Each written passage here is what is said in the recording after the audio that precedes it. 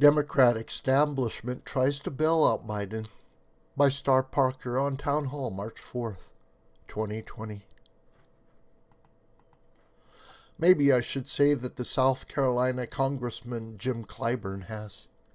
According to exit polls, 61% said Clyburn's endorsement of Biden was an important factor in their decision, and 27% said it was the most important factor.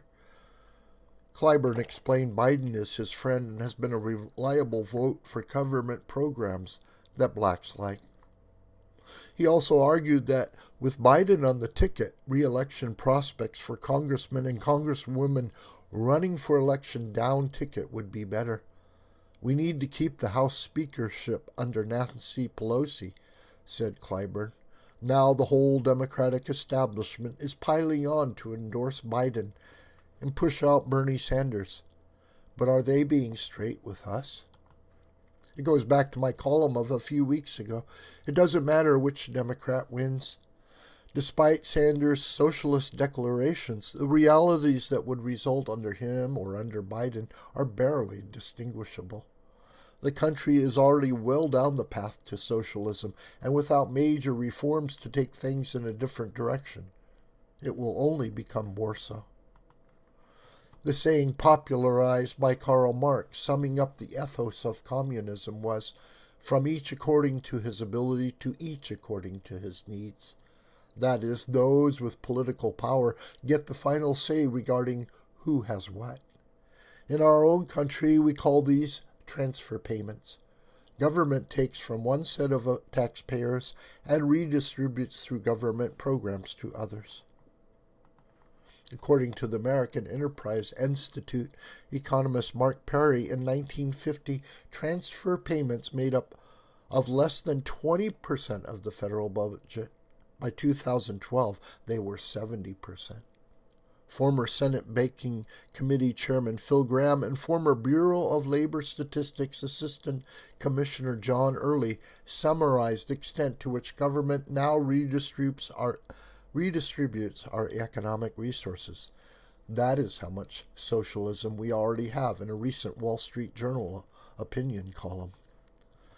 Per Graham and Early, more than 80% of all taxes are paid by households with incomes in the top 40%, and more than 70% of government transfer payments go to households with incomes in the bottom 40%. We're talking about programs like Social Security, Medicare, Medicaid, and food stamps, all told around 95 federal programs. The average household income in the bottom 20% is $4,908, says Graham and Early. That household, they say, receives $45,389 in government transfers. Without reforms, American socialism will just expand. Unfunded liabilities, the projection of shortfall in current taxes to meet future requirements of Social Security and Medicare are around $50 trillion per trustees of the programs. That's more than twice our annual GDP.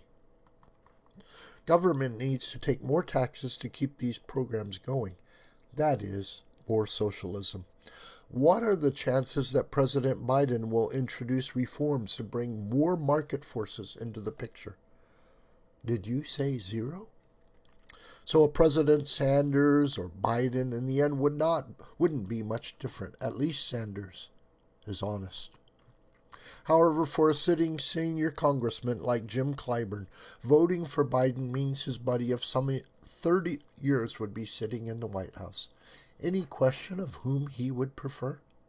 You might ask, doesn't all this government make us a more moral society? Consider that when the war on poverty began in 1967, 70% of those in households in the bottom 20% were working. Now, it's 36%, about half. The difference between socialism and charity is that the latter is voluntary, individualized, and motivated by personal caring. Charity aims to lift up the unfortunate and usually originates with people of faith. Socialism is an atheistic, institutionalized system that pretends to solve human challenges through politics. It's why, in the end, it destroys the human spirit. This is the real problem in our poor communities. So, Bernie or Joe, there's little difference. This video is a production of the School of the White Crane. Hi, my name is John Brooker. Please subscribe to this YouTube channel, and please share this video with family and friends and on social media. May God richly bless you, my beloved.